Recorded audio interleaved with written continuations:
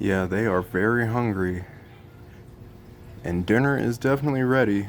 Best part of the day is getting to feed all these guys. You can witness a feeding frenzy. The brilliant Rasbora is in here.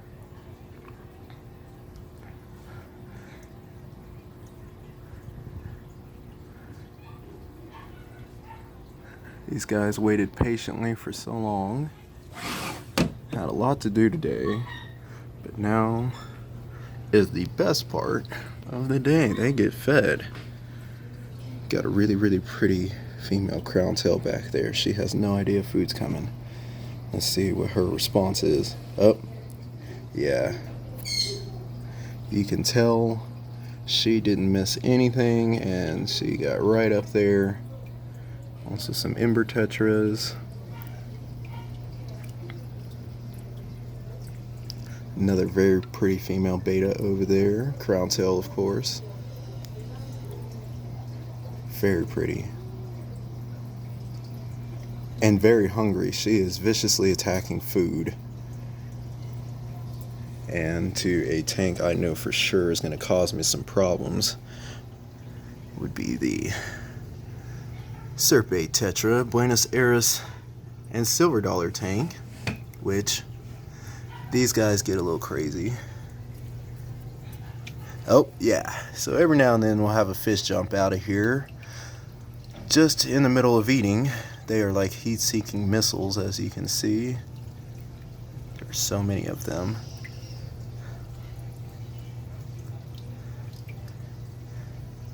Yeah, these guys do not mess around when it comes to food.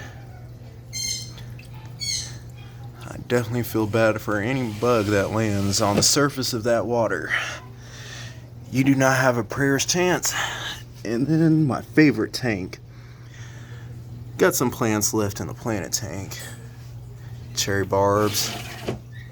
Lyre tail cherry barbs. Females and males, of course.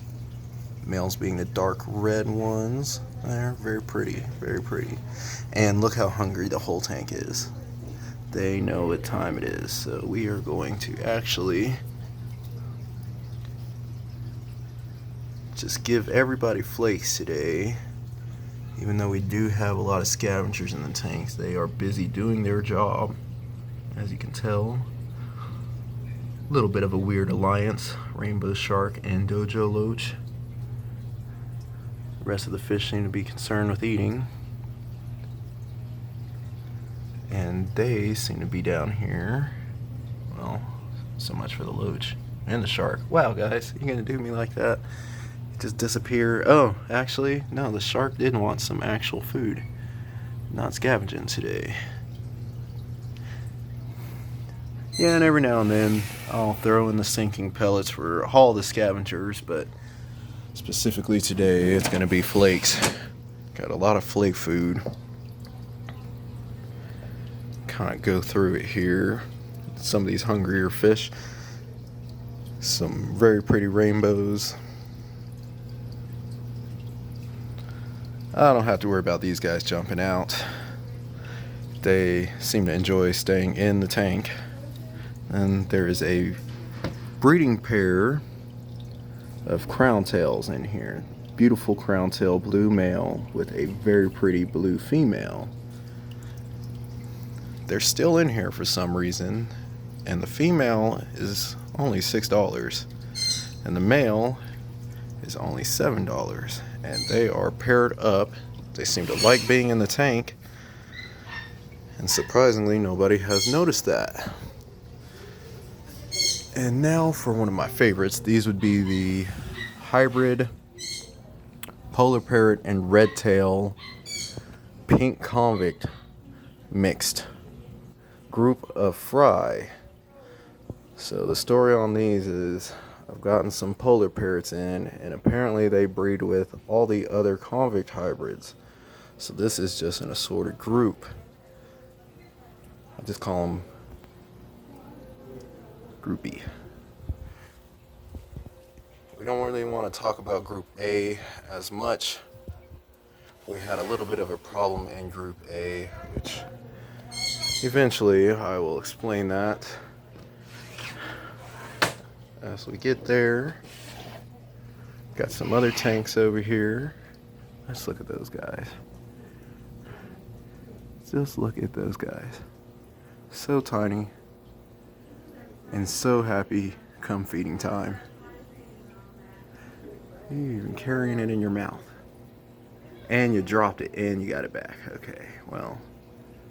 And now you guys are teaching each other bad eating habits.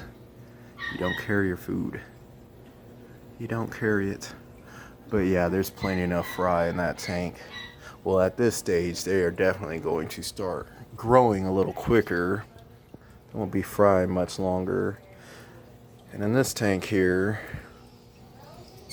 got some rasboras, some Priscilla tetras, another big crown tail beta.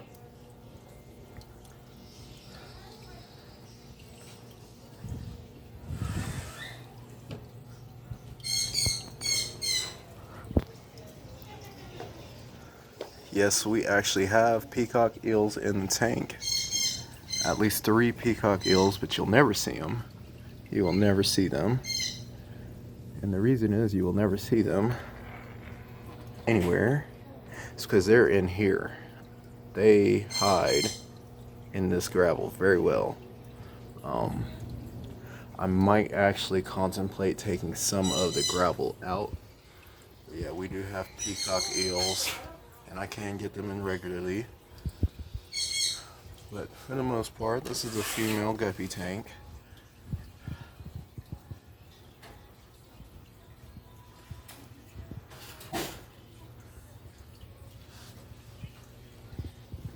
And then another Serpent tank. Serpent tetras, of course. Oh yeah, look at them revving up those engines. They are very hungry. Well, let's see how quickly they hit this surface. Hopefully nobody jumps out. Oh, I didn't even get to pull my hand back. They just kind of know when it's coming. And some of them move faster than what the camera can record. It's lightning fast. Still not as fast as the cichlids though.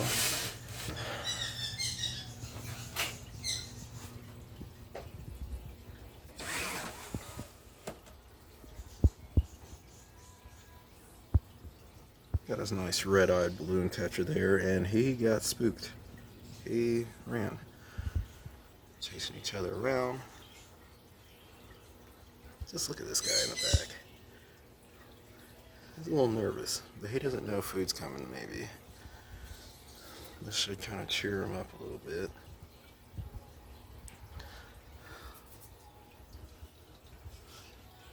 Yeah, they're moving a little bit faster than I would expect them to for balloon red-eyed tetras. Very quick, very quick. And everybody is super hungry.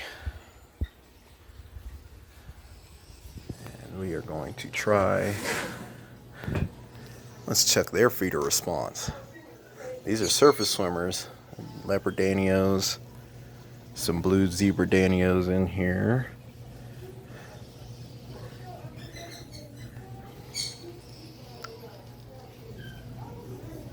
These guys are going to town.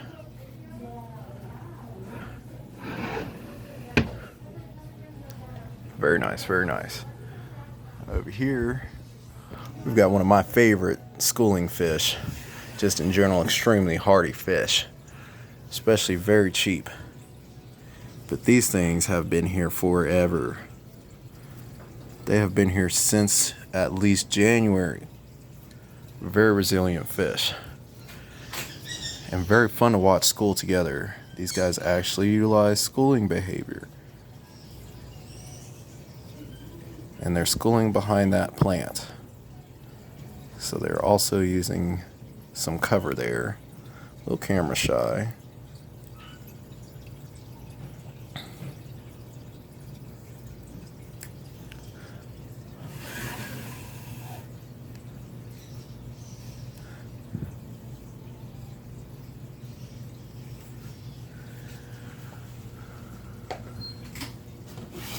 And in here we have few more brilliant rasboras.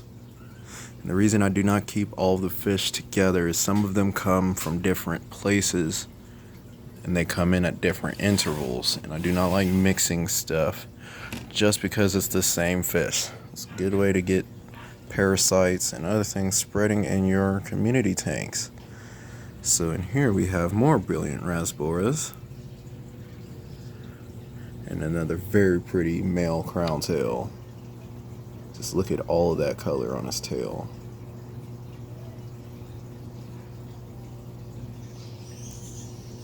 Yeah, and he does not care about too much apparently. He is busy doing his own thing to the heater. One of my favorite tanks, the fire mouse tank. So for those of you who know, I am a cichlid fanatic. I definitely do not have any complaints about the fire mouse. They can be aggressive to each other, but it's pretty much like cat fighting. They have a very, very sophisticated hierarchy, and they keep that hierarchy ran very well, actually. So if you just fill a tank up with just these fire mouse cichlids, you really won't have too many problems as far as shredded fins or any aggression for that matter. Yeah, and they move very fast. Cichlids definitely are one of the fastest fish.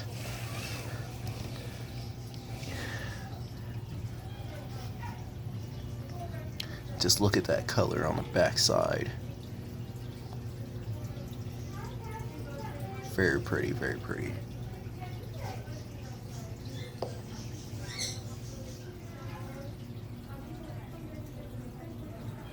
Not really too much in here. Just a regular red-eyed tetra. Haven't been ordering a lot of fish. Don't have a lot of requests. But I do know all of those quarantined people out there and anybody on lockdown, you're probably very interested about fish. And here we are. I'm not going to order too much unless people request specific things. Got the giant Danios.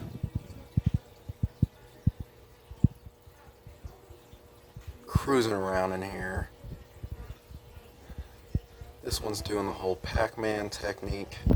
I'm already going to have to put more food in there. Did you guys see how quickly this group destroyed their food? There's nothing pretty much left. This is the only time I'm going to do this for you. I usually don't want to give you extra food, but you guys are putting it away. Just going to town. And then fish kind of similar to them, the Australian rainbows. So many, all hungry, and very pretty. Look at this male. Look at that. Looking pretty good there, my guy. Looking pretty good. And it's a race to the top.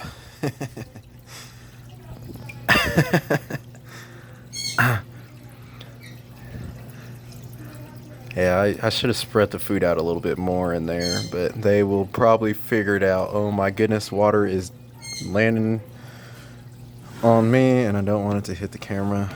So we will actually close that. And then some very beautiful African cichlids. Some very pretty African cichlids. Look at this guy. Got the orange and blue coming. Yeah, he is ready. He is ready to go. Yeah, I think he's going to definitely out-eat most of the fish in the tank. Most likely. And then we got ourselves a jewel cichlid. Very pretty jewel cichlid. And these are very personable fish. Especially here. For you guys that know me,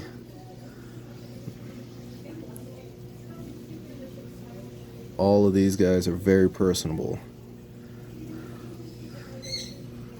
They seem to not mind hanging out in front of the tank. Yep. Well, let's see how hungry they are. We'll check their feeding response.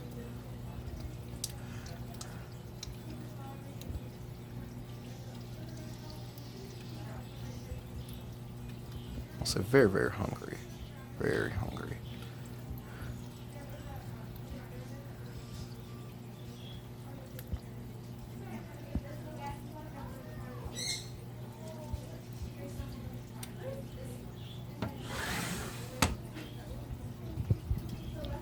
And then we come over to another somewhat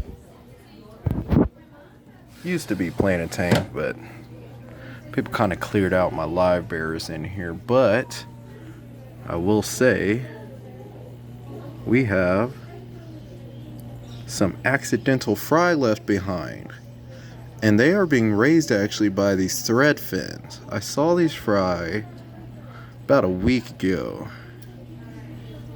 and you can't save all of them.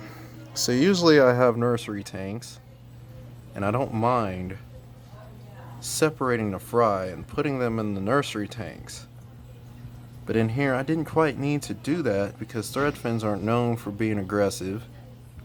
I figured they'd leave the little guys alone, and they have left them alone, and they have grown decently. And if you want to really get a taste what I mean, my finger, that lets you see how small they really are. So yeah, these guys came with the assorted platy group, and I'm never going to know who their parents were, unfortunately. That is going to be a mystery, at least till they get bigger. And down here we also have some balloon mollies, some more live bears. Not much going on in the tank, just a few hungry fish. And everybody was so busy looking at me, they didn't see that I put food in the tank. This one decided to swim down when the food actually is up.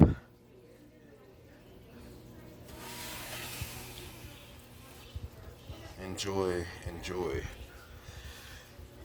And then another really, really great tank, good tank in the whole entire area. This is the OB Peacock tank, the orange blotch tank. The reason I really like these fish, even though they're extremely aggressive, is the color blends. These African peacock cichlids usually will have so much blend of color. Just look at that. And remember when I said personable, very personable, swimming right on the front end of the tank and showcasing his color. And he must be the tank boss because the other fish are letting him do that. So yes, this is one of my favorite tanks here, literally because of the mixture of color. This is definitely going to be included in the nursery. I will be trying my hardest to breed specific types of peacock cichlids and orange blotches, so that is definitely a future project. But we already have plenty of projects, because if I come over here, as we can see, I have been breeding these black bar endlers for about over a year now, and they're spread about, but there is a lot of them. There's definitely a lot of them in here. Eventually I'm going to have to rescue the original adults out of here because people have been stealing my breeder fish. I have been noticing that every now and then I'm losing the original male and female pairs, but I do still have some black bar endlers left, potentially breeding in here. This seems to be mostly the offspring, but yeah, big time project. There's actually a male cruising around here, but these fish swim so fast when they're hungry. Yeah, there's one of the males right there, but yeah, there's no chance I'm going to be able to keep track of that guy. He is really hungry. He is moving a lot faster than he should be. But yeah, you can definitely see on the side of his body there, I can't keep track of that guy. But we have a few black bar endlers left apparently, and I will have to track down some more of them for breeding purposes. Somebody is stealing my breeder pairs, and I'm going to have to find out who is doing that and why. And then here we actually have one of the better types of Danios I don't mind ordering, and these would be the pearl Danios actually, and these guys are also super fast. These guys are quick. These guys don't mess around either.